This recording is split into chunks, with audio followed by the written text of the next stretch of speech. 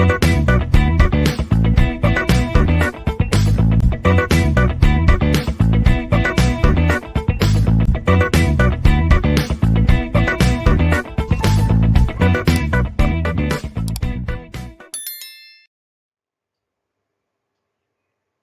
everyone. In this session we will see how power transistors can be used for series and parallel operation. So usually the power transistors, either BJT, MOSFET or IGBT, they can be connected in series or parallel. That means more than one transistors can be connected in series or they can be connected in parallel. Why it has to be connected in series? The transistors can be operated in series to increase their voltage handling capability. Similarly, it has to be connected or it has to be operated in parallel when only one transistor is not able to handle the particular load demand. So whenever we connect the transistors either in series or in parallel, we need to take care of certain parameters. So what are those parameters? So when we connect the transistors in series, we should see to that the turn on and turn off time of any number of transistors which are connected over there are same. Else what is going to happen? In case there is a transistor which operates very slowly during turn on, and if there is a transistor which turns off at a faster rate, then there will be a high voltage which is experienced across the collector to emitter of that particular transistor. That is why whenever we connect more than one transistors in series, we should see to that the turn on and turn off times of all the transistors which are connected over there are same. So what are the other parameters we need to look into if it has to operate simultaneously?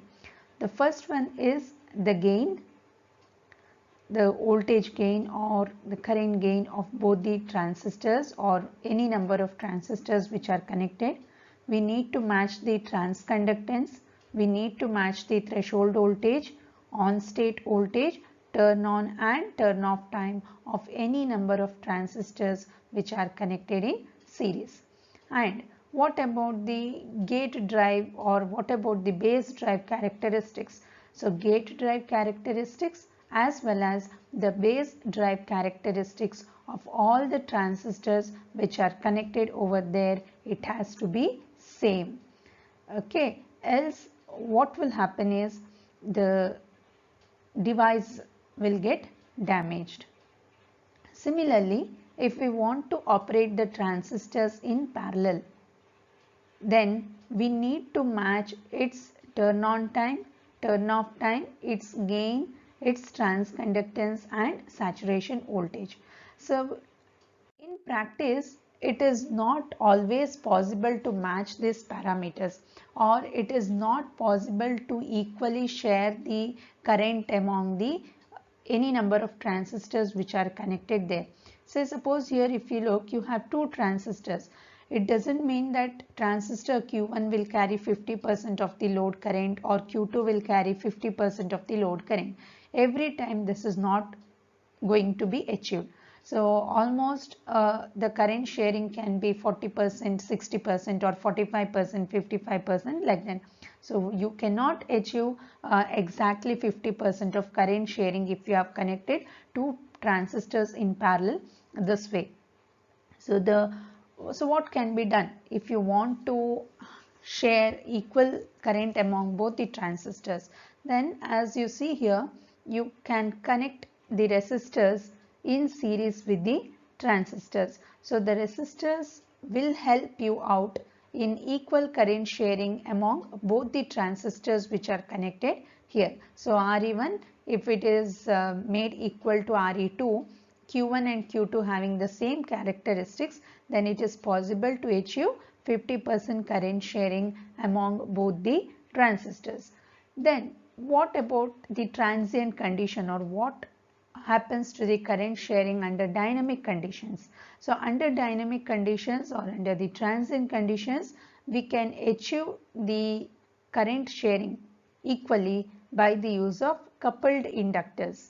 Okay, so if you look into this circuit, which is a modified version of the previous one, you can see here clearly that in series with the resistor, you have an inductor.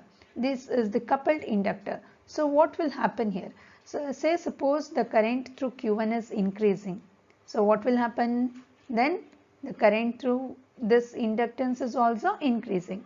That means an EMF is induced across the inductor L1, or a voltage is developed across inductance L1, which will be coupled to inductor L2. But you see the dot convention here, you will have a opposite polarity voltage. So this particular voltage which is induced in the inductor L2, it will cause an equal current change in the transistor Q2.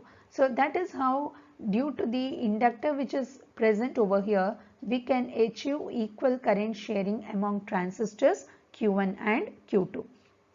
So when you have an inductance, there may be a chance that it will generate a voltage spike, and moreover, when you include an inductor, the cost of the device will be slightly higher. So well, you can not only BJT, you can even connect MOSFET, or you can even connect the IGBTs or SITs, that is static induction transistors, to either operate in series when one transistor cannot handle the voltage, or you can operate it in parallel when one particular transistor will not meet the load demand. So which one is better choice, whether BJTs or MOSFETs or IGBTs, which one is better to operate in series or in parallel? So always do remember that the BJTs have a negative temperature coefficient. So the BJTs have a negative temperature coefficient. What is the meaning of negative temperature coefficient? Negative temperature coefficient property means whenever the temperature is increasing, the resistance will reduce. Okay, so what will happen if you have BJT connected in parallel? If this BJT, as the resistance goes on decreasing, okay, the resistance of this particular BJT, if it goes on decreasing, then what will happen to the current? It will go on increasing. So this is not a good property which is accepted when you operate the transistors in parallel. Okay, the current keeps on increasing, then what will happen? Equal current will not be shared, and one particular device will experience high current, and it will lead to the damage.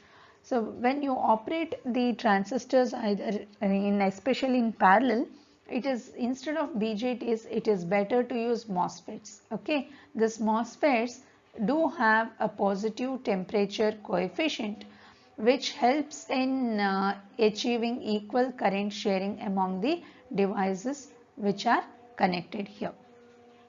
So next we will see an example of this parallel connection, how the current is being shared among the device.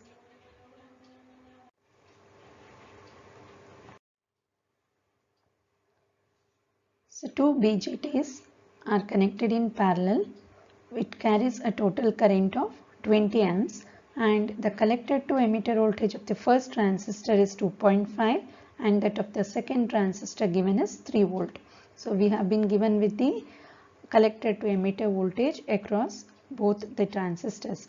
So what we have to do is, we have to determine the collector current of both the transistors, collector current which is flowing through both the transistors, and we have to find the difference in the current sharing if the current sharing series resistances are having different values and they are having the equal values. So let us now see how we can solve this. So first of all, what is given here? the total current IT is given. So IT is given as 20 amps. The output voltage across the collector and emitter is given as 2.5 volt, and across the second transistor it is given as 3 volts. We have to determine the current sharing and the difference in the current. That means we have to find the collector current. If I write here it as IC2, this as IC1, we have to find what is IC1, what is IC2, and what is the difference between these two, that is IC2 difference, IC1. If RE1 and RE2 are different, and the second case is both are same values. So if you observe here, it is clear that your total current IT is equal to IC2 plus IC1.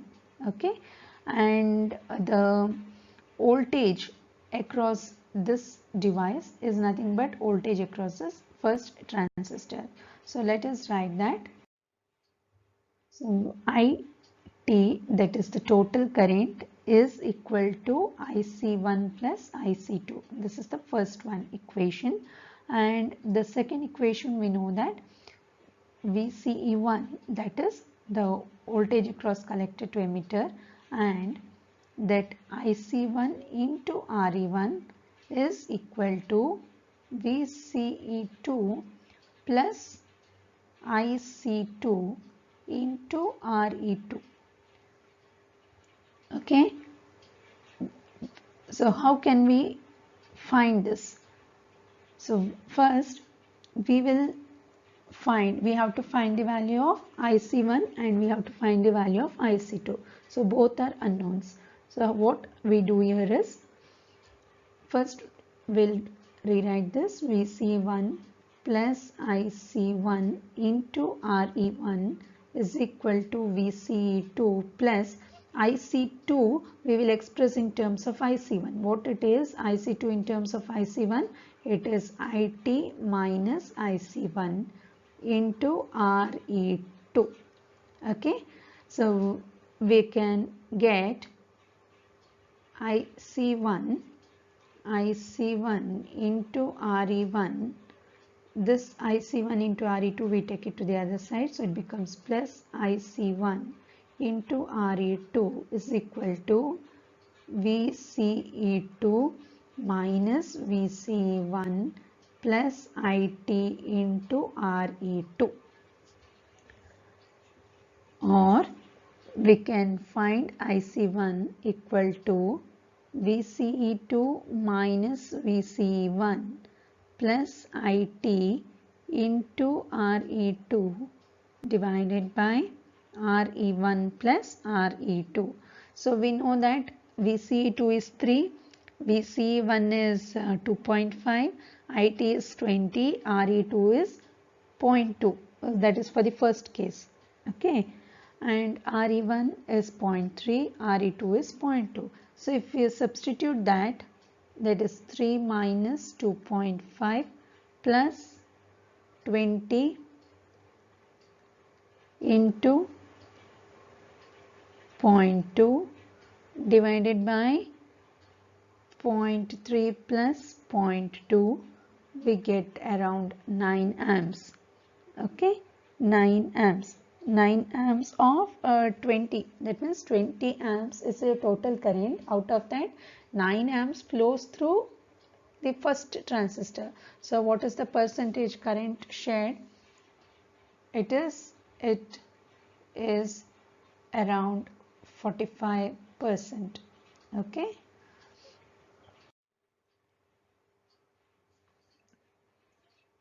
So next is the current which is flowing through the second transistor. We know that IT is equal to IC1 plus IC2. So IC1 we have got it as 9 amps. So what is IC2? IC2 is 20 minus 9, which is equal to 11 amps. That means 55% of the current flows through the second transistor. So what is the change in the current which is shared between the two transistors? That is 55% minus the 45%, which is nothing but there is a 10% difference in the current which is flowing. The next case is for both transistors Re1 and Re2, which is equal to 0.5. So we will use the same formula again, which is nothing but IC1 is equal to Vc2 minus Vc1 plus IT into Re2 divided by Re1 plus Re2. So if you substitute both values as 0.5, we get around 10.5 amps, okay, which is 52.5% of your 20 amps. So what is IC2? IC2 is 20 minus 10.5, which is 9.5. So 9.5 is what percent of 20? It is around 47.5% of 20 amps. So the difference in the current flowing is 52.5% minus 47.5%, which is around 5%. That means even if the resistor values are same, then we can observe that there is a 5% change in the current which is flowing through two transistors. That means practically you can't achieve a 50% current sharing among the power semiconductor devices which you are going to connect. Hope this concept is clear to you. Thank you for watching this video.